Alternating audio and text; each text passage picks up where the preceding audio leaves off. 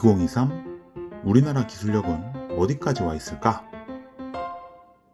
부산 백스코에서 열린 2023 대한민국 정부 박람회에 왔습니다. 6개월간 만든 외식통계 조회 시스템을 선보이는 자리이기도 했지만 저희 말고도 많은 빅데이터와 AI 솔루션이 공개됐는데요. 공공기관과 지방자치단체는 물론 네이버, 카카오, KB국민은행, LG, SKT, KT 등 우리나라에서 AI 기술력으로 가장 앞서 있다는 기업들이 모두 나와서 자웅을 겨루고 있습니다. 사실 이런 AI 기술은 지금까지 많은 공격을 받기도 했는데요. 기술을 개발하는 것도 어렵지만 어마어마한 비용이 들어가고 그보다 더 큰 문제는 활용성이 떨어진다는 것이었습니다. 어렵고 비싼데 활용을 못하면 안 하는 게 낫잖아요. 그래서인지 이번 박람회는 출품한 거의 모든 서비스들이 활용에 중점을 두고 있습니다. 사소하고 간단해 보이는 기술이라도 실생활에서 유용하게 쓰일 수 있다는 점을 강조하고 있죠. 그런데 상권과 이런 신기술은 무슨 관계가 있냐고요? 아주 깊은 연관이 있습니다. 일단 이런 기술들의 핵심은 결국 디지털화입니다.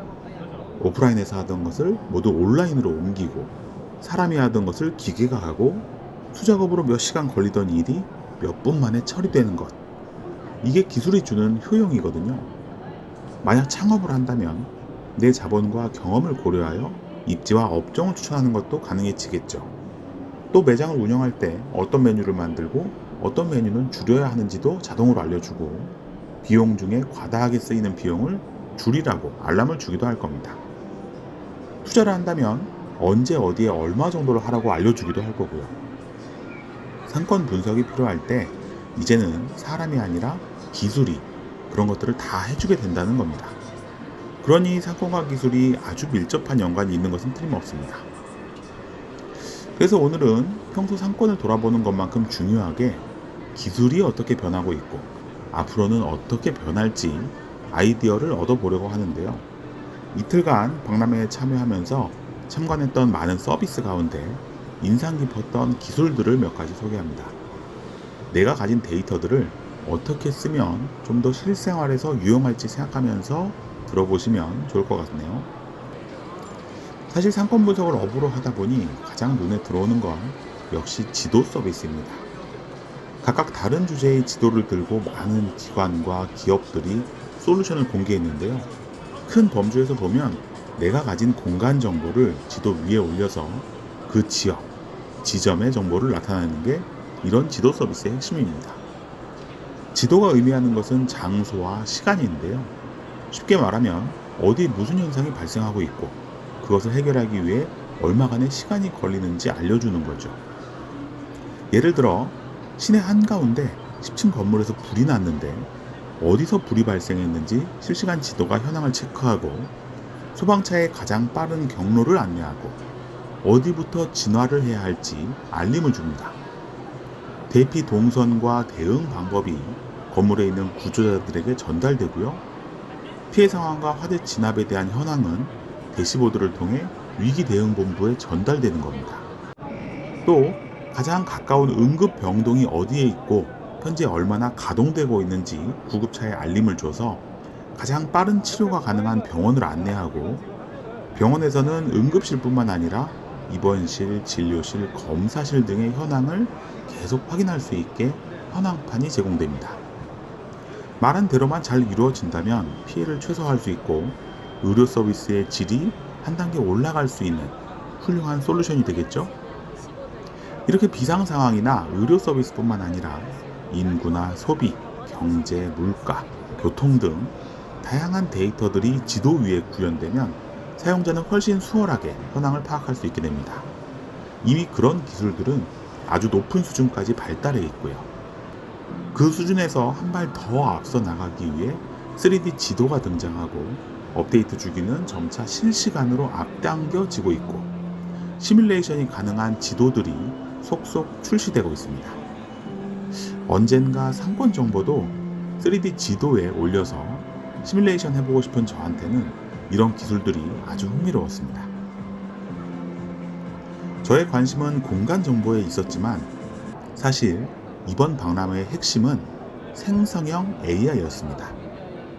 오픈 AI의 챗 GPT나 구글이 만든 바드와 같이 사람이 질문하면 사람 수준으로 대답해주는 똑쟁이들 있잖아요. 대답이 스마트해진 것도 무섭지만 어떨 때는 사람보다 더 사람같이 얘기해서 놀라게 되는 그 기술을 국내 기업들도 준비해서 이번 박람회에 들고 나왔습니다. 이번 박람회에 더 관심이 쏠린 것도 이런 생성형 AI를 준비하는 대기업과 기술 기업들이 대부분 참여했기 때문인데요. 한마디로 누가 더 잘 만들었나 경쟁하는 자리이기 때문에 각 기업에 체면이 걸린 문제이기도 했습니다. 하지만 결론부터 얘기하면 안타깝게도 아직 갈 길이 멀다라고 해야 할 것 같습니다. 이게 잘 만들어진 솔루션인지 검사하는 방법은 아주 간단한데요. 같은 질문을 챗 GPT에게, 바드에게, 그리고 국내 AI 솔루션에게 물어보고 나서 어떤 대답이 좀 더 자연스럽고 내가 의도한 질문에 적합한 대답인지 생각해 보면 됩니다. 오늘 뭐 먹지? 라고 물어보면 GPT나 바드나 클로바엑스가 대답하는 게 다 다르죠. 저는 일단 현재의 대답만 놓고 봤을 때는 바드의 손을 들겠습니다. 자연스럽고 구체적이고 내가 원하는 답변에 가장 가까운 것 같거든요. 적어도 저한테는 이 질문 말고도 이런 경우가 많았던 것 같습니다. 외국 기업의 솔루션이 더 대답을 잘하는 이유는 여러 이유가 있겠지만 일단 국내 기업에서 천문학적인 금액을 들였다고 하는 투자 수준이 외국 기업에는 한참 못 미치는 수준이기 때문입니다. 이런 AI 기술에는 학습되는 양과 대용량 처리 기술이 필수인데 많은 돈을 지불하는 만큼 성능이 나온다고 하더라고요. 그러니 외국 기업에서 만든 솔루션보다 학습량이 적은 모델이 나오는 거죠. 그럴수록 대답의 수준도 떨어지는 거고요. 또 외국 기업이 준비한 기간, 공개한 기간, 또 공개 후에 다시 고도화하는 기간이 우리보다는 한참 앞서 있었죠.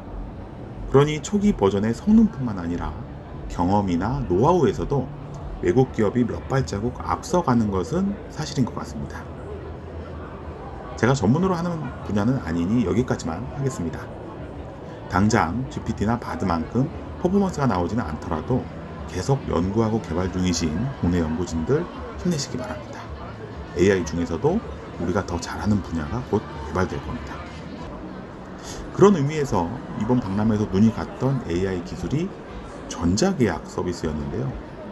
기존에는 종이 계약을 디지털 계약으로 전환하는 것에 의미가 있었다면 그 계약서의 내용을 읽어서 조항을 나누고 꼭 확인해야 할 내용을 요약하고 저장하는 기술은 신기하면서도 유용해 보였습니다. 이렇게 기술이 실생활에서 직접 적용되고 쓰이는 것이 이번 박람회에서 특히 강조된 부분인데요. KB국민은행이나 카카오의 모바일 지갑, 모바일 운전면허증, 각종 모바일 증명서 발급이 가능해진 것을 보면서 생활에서 느꼈던 작은 불편함조차 점점 사라지고 있다고 느꼈습니다. KTX나 SRT 같은 기차 예매 서비스도 각종 뱅킹 앱이나 카카오티 같은 교통 앱과 통합되었고요. 이렇게 따로 있던 앱이 통합되는 것도 의미가 있지만 통합되면서 출발지 목적지를 기차역으로 정하는 것이 아니라 현재 내 위치에서 구체적인 지점까지 도착지를 설정해도 노선에 따라 가장 빠른 기차를 자동 매칭하는 기술이 접목되었습니다. 등록한 결제 수단에 따라 자동으로 결제가 되기도 했고요. 또 헬스케어와 관련해서 먹은 음식을 인식해서 칼로리와 혈당량을 체크하는 서비스도 재밌었습니다. 음식 사진이 넘쳐나는 시대에 이미지 인식 기술을 활용해서 건강까지 케어한다는 사상이 훌륭하죠. 초기 버전이 사용자 마음에 딱 들지는 않을지라도 이런 서비스들이 계속 출시되고 업그레이드 될수록 우리 생활은 보다 편리해지고 건강해질 거라는 생각입니다. 많은 관람객들은 큰 기업들이 준비한 전시장에서 새로운 기술과 혁신을 체험하기도 하고 새로 제공될 공공 서비스에 기대를 가졌지만 저는 작더라도 의미 있는 기술을 만들기 위해 묵묵히 일하는 사람이 이렇게 많다는 사실이 인상 깊었습니다. 세상을 보다 윤택하게 만들기 위해 각자 의미 있다고 생각하는 데이터와 기술을 가지고 뭔가를 만들고 있으니까요. 당장 돈이 안 된다고 포기해버렸다면 저 GPT도 없었을 것이고 우리는 모바일로 모든 것을 다 할 수 있는 시대에 살 수도 없었을 겁니다. 여전히 손으로 모든 일을 처리하고 있겠죠. 무언가 새로운 것을 받아들이는 것이 처음에는 조금 귀찮고 어려운 일일지도 모르겠습니다. 그런데 그게 언젠가 모두 쓰는 것이 되고 더 이상 모르면 불편해서 살 수 없을 때까지 배움을 미루면 나는 그만큼 뒤처지게 되는 것이거든요. 그리고 그런 것들이 요즘에는 너무 많아지고 빨라지고 있고요. 변하지 않기 위해서 변해야 한다는 교수님 말씀이 떠올랐습니다. 제일 앞설 필요는 없지만 결코 늦어서도 안 된다는 걸 꼭 기억하시길 바라면서 마무리하겠습니다. 부산 백스코 전시장에서 상권 읽어주는 남자 주일장이었습니다. 좋아요, 댓글, 구독, 알림 설정.